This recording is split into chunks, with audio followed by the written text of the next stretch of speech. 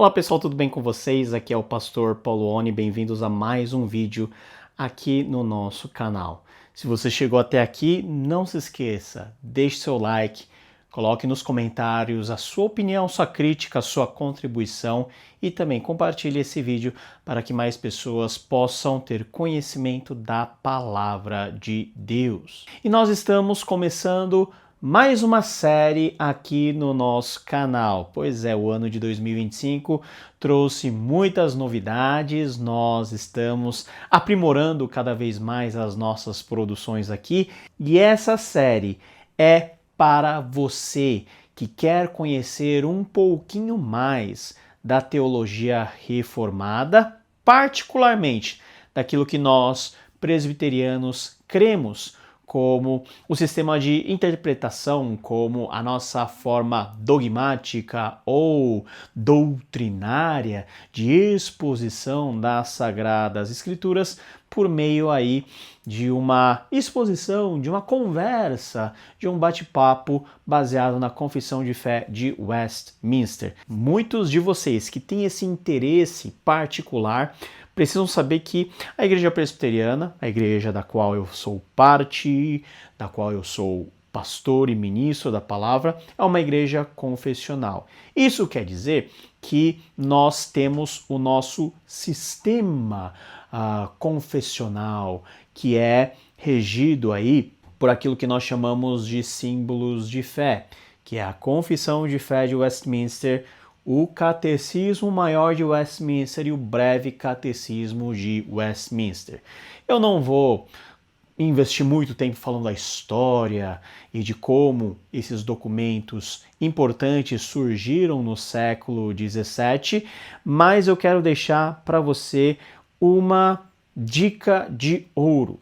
Se você for aqui no canal da IPB no YouTube, você vai encontrar a série Confissão de Fé de Westminster. Nós temos 5 vídeos aí que exploram com detalhes e de uma maneira aí com certeza você vai entender muito bem a história, a origem, os desdobramentos e como é a nossa vivência confessional aqui nas terras do Brasil. O que é ser confessional? Qual que é o nosso imperativo confessional? Porque a confessionalidade é importante, porque a confessionalidade, como alguns pensam, não está acima da Bíblia, mas se sujeita às Escrituras. É importante você saber dessas informações contextuais para você entender por que esse documento é tão importante para nós, dentro da tradição reformada, dentro da família, vamos dizer assim, dos calvinistas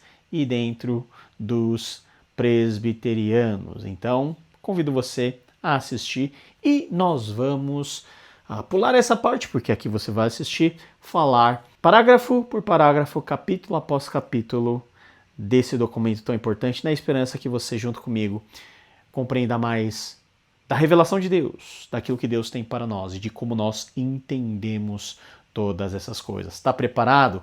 Então você preste atenção, porque nós vamos começar no primeiro capítulo dessa Confissão de Fé de Westminster, que tem 33 capítulos que versam sobre assuntos mais variados, daquilo que nós podemos chamar de doutrinas principais da Igreja Reformada, da Igreja Calvinista, da Igreja Presbiteriana, que começa com o capítulo chamado As Sagradas Escrituras. Por que nós começamos das Sagradas Escrituras?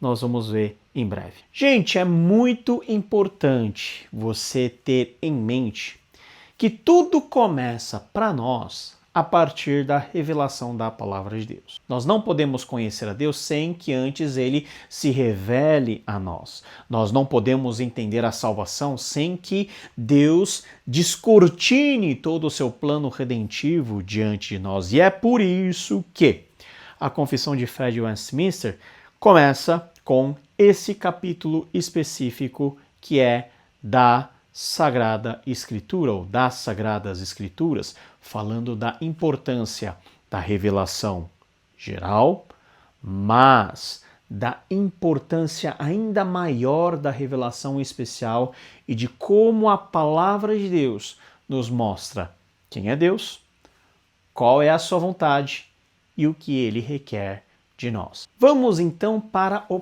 primeiro capítulo aqui, que é das Sagradas Escrituras.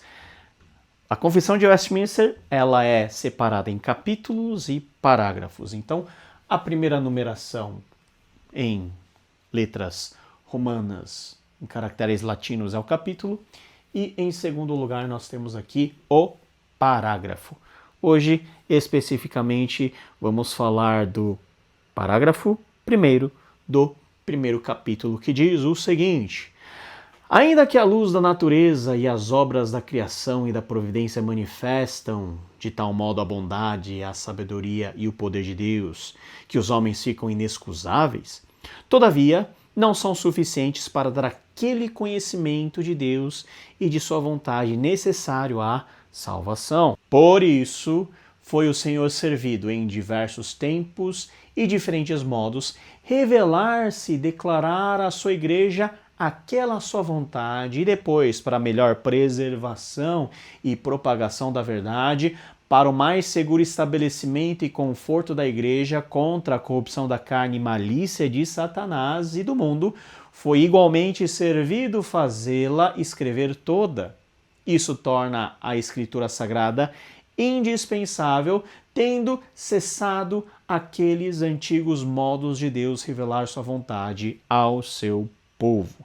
Está aí o texto completo do primeiro parágrafo e agora é hora de investigar ponto a ponto o que esse parágrafo quer dizer para nós. Vamos lá então. Ainda que a luz da natureza e as obras da criação e da providência manifestam de tal modo a bondade, a sabedoria e o poder de Deus, que os homens ficam inexcusáveis, vamos parar aqui. Do que se trata essa expressão? Deus, na sua forma de se manifestar, particularmente de se comunicar conosco, escolheu duas formas de revelação. A primeira revelação é a revelação que nós chamamos de revelação geral. E o que é a revelação geral? A revelação geral é a maneira por meio da qual Deus se revela de forma geral a todas as pessoas de todos os tempos, em todos os lugares. E essa revelação referente aos seus atributos de grandeza. Em outras palavras, por meio da natureza, por meio da criação, Deus estampa a sua presença e faz essa presença ser perceptível de forma geral às pessoas. Já pensou por que isso foi necessário da parte de Deus? Porque nós pecamos. Entra em cena algo que é fundamental entendermos. Nós, por causa do pecado e da queda que aconteceu no Éden, nós perdemos a nossa capacidade natural de reconhecermos a Deus e o adorarmos. Nós fomos cegados pelo pecado e por isso nós precisamos de fora para dentro, de Deus para nós, de uma revelação que nos aponte o caminho da verdade, o caminho do conhecimento de Deus, as formas de nós entendermos como Deus age, como Deus está presente dentro das nossas dinâmicas de vida. Quando você olha para a natureza, por exemplo, você tem aquele sentimento de maravilhamento, aquela coisa que faz do seu coração pensar, nós não estamos sós. Tudo isso tem que ser fruto de uma mente racional. Tudo isso tem que fazer algum sentido. Esse conhecimento elementar que torna o homem o quê? Inexcusável, ou seja, sem desculpa diante de Deus, naquele dia, no dia final, de dizer: Deus, eu não tive nenhuma oportunidade de te conhecer. Ninguém falou de mim ninguém falou do Senhor para mim. Não, os homens ficam inexcusáveis porque o ser humano tem diante de si a criação que testifica de modo geral sobre a providência, ou seja, como Deus faz valer a sua vontade no universo, de como tudo isso é revelado na natureza, nas obras da criação, com respeito aos atributos do Senhor, como a bondade, sabedoria, o poder, aquilo que nós chamamos de atributos de grandeza de Deus. Ninguém poderá dizer para Deus: eu não tive nenhuma condição de saber que existe um Deus. Porque é exatamente esse o objetivo da revelação geral, de nos apresentar que Deus existe, que Deus é o Criador, que Deus, Ele é o provedor, que Deus, Ele tem seus atributos e etc. Sobre essa revelação geral, é o que nós temos narrado lá no Salmo de número 19, aquele salmo que você conhece. Os céus proclamam a glória de Deus, o firmamento proclama a obra das suas mãos. Um dia fala disso, outro dia uma noite revela outra noite, sem discurso nem palavras. Não se ouve a sua voz, mas a sua voz ressoa por toda a terra e as suas palavras até o confim do mundo. A criação testifica, declara sobre o poder desse Deus, o Criador de todas as coisas. E o apóstolo Paulo vai complementar essa questão do como nós podemos ser responsabilizados diante dessa revelação geral. Lá em Romanos capítulo 1, versículo 19, pois o que de Deus se pode conhecer é manifesto entre eles, porque Deus lhes manifestou. Pois desde a criação do mundo, os atributos invisíveis de Deus, seu eterno poder e sua natureza divina têm sido vistas claramente, sendo compreendidos por meio das coisas criadas, da natureza, das obras da criação, sendo compreendidas por meio das coisas criadas, de forma que tais homens são indesculpáveis. Veja que esse âmbito da chamada revelação geral, ainda que seja insuficiente para a nossa salvação, de maneira que por meio da revelação geral, da natureza, das obras da criação, nós não conhecemos qual que é o caminho da salvação, porque Jesus Cristo não nos é apresentado de forma explícita e o Evangelho nos é ainda oculto. Todavia, essa revelação geral, ela é suficiente para a condenação do ser humano. E não nos esqueçamos, e quando nós falamos de condenação do ser humano, nós estamos falando do justo juízo de Deus sobre cada um de nós que pecamos e fomos destituídos da presença de Deus. Então, a inexcusabilidade, indesculpabilidade do homem diante desse Deus que se revela de forma geral na criação, ela é um aspecto muito coerente. E veja que essa revelação geral não é suficiente para dar aquele conhecimento. O que é aquele conhecimento? É o conhecimento específico, claro, objetivo, que nos conduz à salvação. É falar sobre Jesus, é falar do nosso pecado. A árvore que você contempla, por mais majestosa e bela que ela seja, ela não vai poder falar para você que você é pecador e você carece da graça de Jesus Cristo. Por quê? Porque essa não é a função da voz de Deus que ecoa por meio dos elementos criados, ou seja, aquilo que nós chamamos de revelação geral. Não são suficientes para dar aquele conhecimento de Deus e de sua vontade necessária à salvação.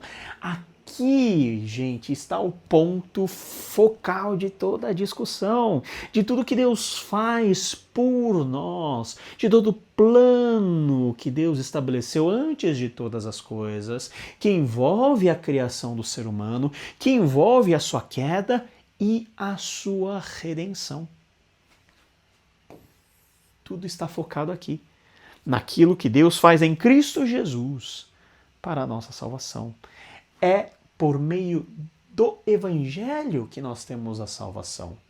E essa salvação, ela não pode ser obtida por meio da revelação geral. Por quê? Porque a revelação geral não tem esse objetivo de nos alcançar. Mas Deus não nos deixou desprovidos desse conhecimento específico que nos conduz à salvação.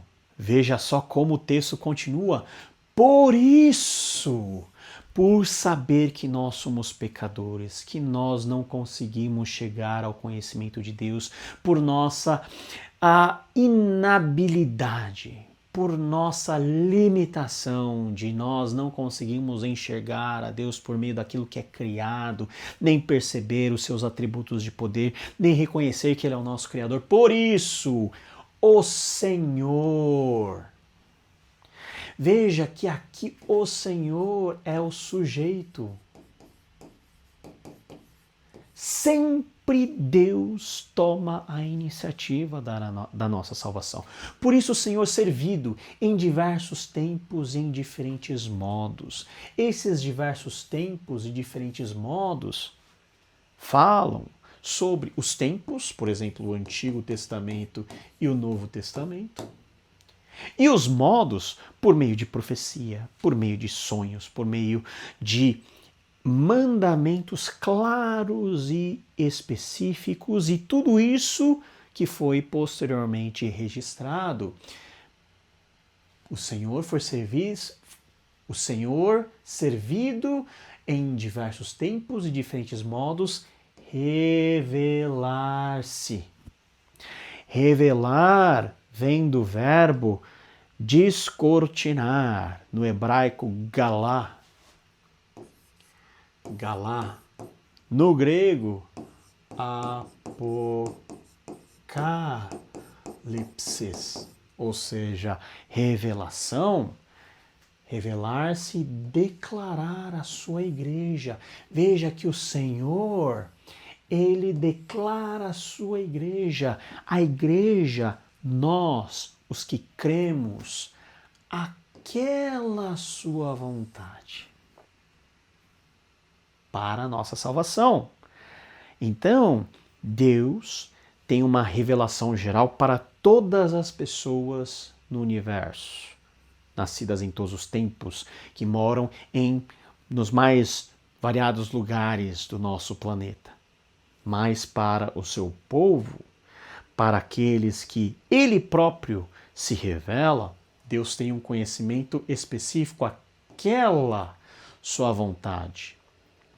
E depois para a melhor preservação e propagação da verdade, para o mais seguro estabelecimento e conforto da igreja contra a corrupção da carne e malícia de Satanás e do mundo, foi igualmente servido fazê-la escrever toda. Então aqui nós temos algo muito importante, que faz parte da providência de Deus, da maneira de Deus cuidar que a sua vontade seja em nós estabelecida para a nossa salvação.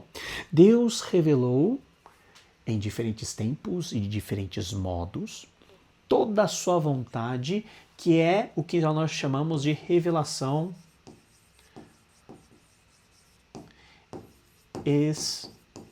especial, em paralelo com a revelação geral. E o que é essa revelação especial?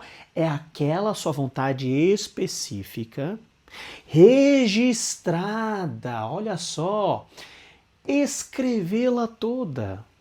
É aquilo que nós temos nas Sagradas Escrituras, o Antigo e o Novo Testamento. É a revelação de Deus específica que nos revela quem Deus é. Ou seja, aquilo que, por meio da revelação geral, nós entendemos, existe Deus, existe alguém que fez tudo isso. Esse é o limite da revelação geral, mas por meio da revelação especial nós sabemos quem é esse Deus, o nome dele, qual é a sua vontade para nós e qual é o nosso papel. Diante de tudo isso, que Deus se revela para nós, com a finalidade da nossa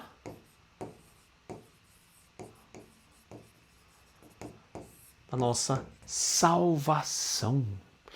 E o que é a salvação aqui? A salvação é o resgate desse ser humano do pecado, da queda, para que esse ser humano, que uma vez exposto a essa revelação, possa entender quem ele é, possa se ver diante do Deus que criou ele e que redime ele e que possa viver aquilo que é o propósito original de Deus para o ser humano, que é ter relacionamento com esse ser humano. E na maneira que Deus revela todas essas coisas, ele revela para a nossa salvação e registra toda ela para nos dar, nós, igreja, aquela certeza da vontade específica de Deus para que a carne, Satanás e o mundo não nos desviem, não nos abalem, não nos destruam. Veja lá, a palavra de Deus, ela é muito clara nesse sentido. Quando nós vemos o apóstolo Paulo falar lá em Romanos capítulo 15, no versículo 4, nós temos a seguinte verdade aqui: pois tudo que foi escrito no passado foi escrito para nos ensinar de forma que, por meio da perseverança e do bom ânimo procedente das Escrituras, mantenhamos a nossa esperança. Então, você entenda o porquê as Escrituras vêm como o primeiro capítulo. Por quê? Porque é a partir das Escrituras que nós temos a perspectiva divina que nos conduz à esperança. E essa esperança que é moldada dentro do aspecto daquilo que Cristo faz em nós, ou seja, a salvação. E é por isso que a Escritura Sagrada ela é, veja, indispensável. Queridos, a palavra de Deus ela é indispensável para nós. Ela não é um artigo de opção. Ela não é uma literatura para preencher o seu tempo ocioso. É indispensável para que nós possamos conhecer essa vontade desse Senhor, sujeito de toda a história, ator principal de todas as coisas, que nos conduz à salvação. Essa salvação que ela é revelada por meio do conteúdo das Sagradas Escrituras. Então as Escrituras são indispensáveis.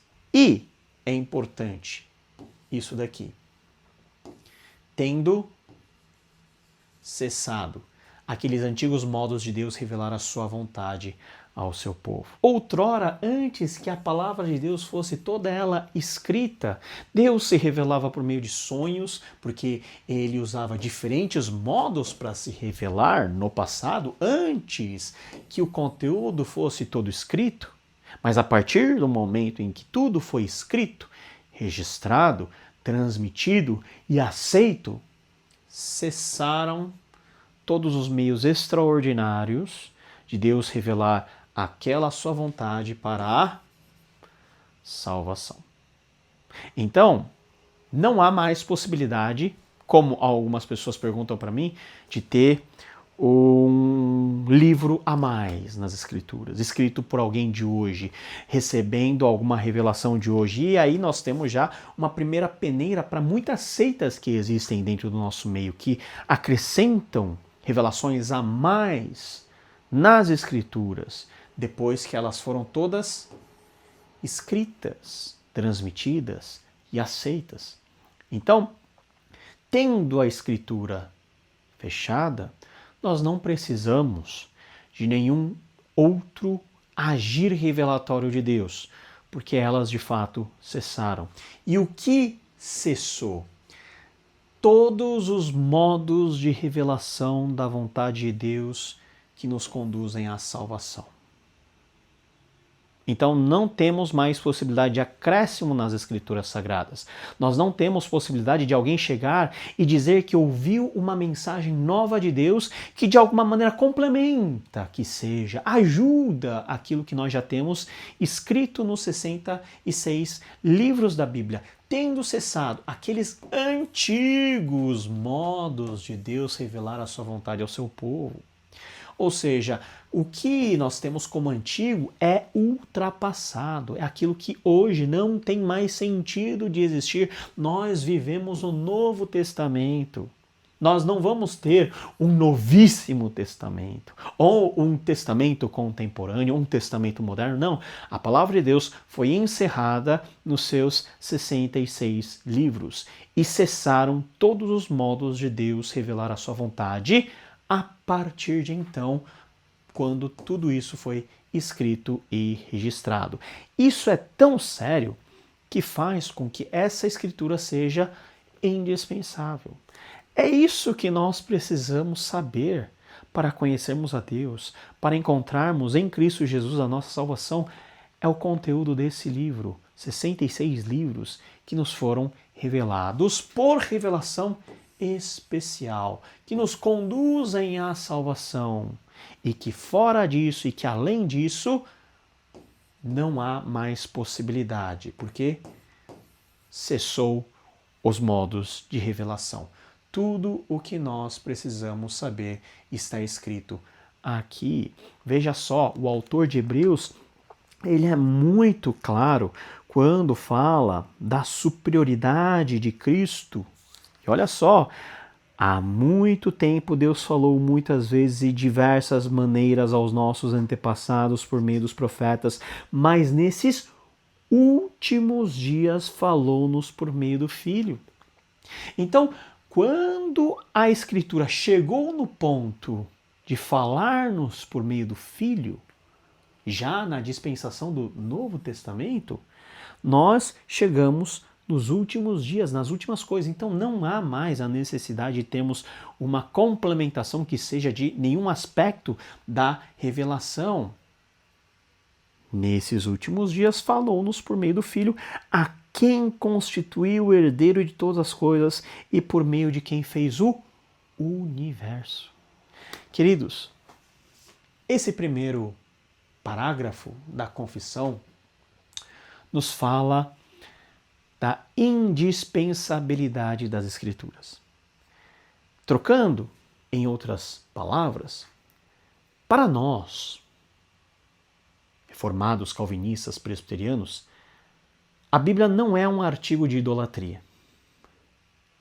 A Bíblia é um meio escolhido por Deus para revelar-nos aquele conhecimento, aquela sua vontade que nos conduz à salvação, e por isso ela foi preservada, propagada, registrada, de maneira que, por meio da palavra de Deus, nós somos livres da corrupção da carne, da malícia de Satanás, das paixões e das seduções do mundo.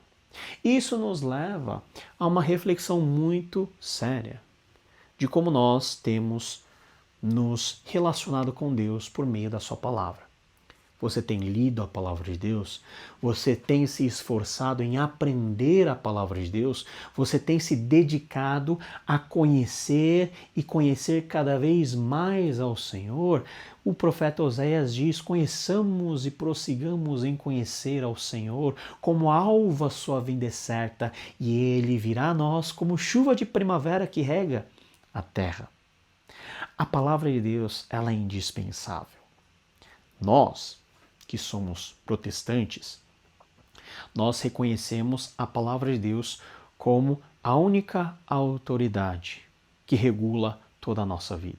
Diferente, por exemplo, do catolicismo romano, que reconhece em pé de igualdade a tradição, para nós a tradição, ela existe, mas ela está abaixo, sempre subjugada à palavra de Deus revelada. Para nós, cessou qualquer tipo de revelação. Dentro do catolicismo romano, não cessou, porque Deus pode se revelar ainda de muitas outras maneiras, utilizando-se da tradição da igreja, do magistério da igreja. Para nós, não. Cessou. Cessou. E esse cessar da revelação que nos conduz à salvação, nos 66 livros da Palavra de Deus, que torna obsoleto qualquer outro tipo de revelação humana, é o que eu chamo de verdadeiro cessacionismo. Deus cessou de falar a mais sobre a salvação. Por quê? Porque, como nós vimos, Deus encerrou no ministério do Filho tudo aquilo que é obra da salvação. É no Filho que nós temos a salvação. E é por meio do Filho que nós temos a complementação do Novo Testamento para que Antigo e Novo Testamento, 66 livros, sejam o nosso alicerce, a nossa regra de fé e de prática. Convido você a olhar diferente para a sua Bíblia.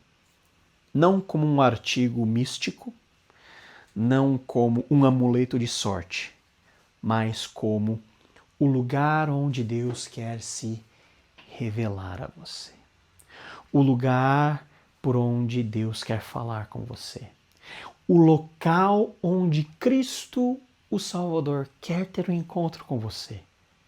Por meio das Escrituras, Deus quer falar o que Ele quer de você, o que Ele quer fazer por você, em você. As Escrituras Sagradas são indispensáveis. Que esse parágrafo nos sirva de constante incentivo a não desanimarmos a nossa vida devocional de leitura da Palavra de Deus, de estudo, de comprometimento em escutar pregações bíblicas, de nós nos empenharmos no estudo da Palavra de Deus a nível local na igreja, por meio da pregação, por meio dos estudos bíblicos, das escolas dominicais, dos grupos, os pequenos grupos, os grupos locais de comunhão, por meio também no aprofundamento teológico que você pode fazer aqui na internet mesmo, assistindo conteúdos que possam abençoar a sua vida. E é assim que nós, firmes na palavra de Deus, firmes nessa palavra, vamos seguindo rumo à maturidade para chegarmos à estatura de varão perfeito, que é a estatura do nosso Senhor Jesus Cristo. Gostou desse vídeo? Esse vídeo te ajudou a ter uma percepção renovada das Escrituras Sagradas? Coloque aqui nos comentários, deixe o seu like, se inscreva no canal, compartilhe esse vídeo com os seus irmãos, na sua igreja, com as pessoas que você quer que se aproximem de Deus. E juntos vamos continuar pregando e compartilhando dessa palavra, que é aquela vontade de Deus para a nossa salvação. Nos vemos no próximo vídeo dessa exposição na Confissão de Fé de Westminster, que, na medida do possível, nós tentaremos veicular toda semana aqui no meu canal. Deus te abençoe, nos vemos na próxima exposição. Até lá, tchau, tchau.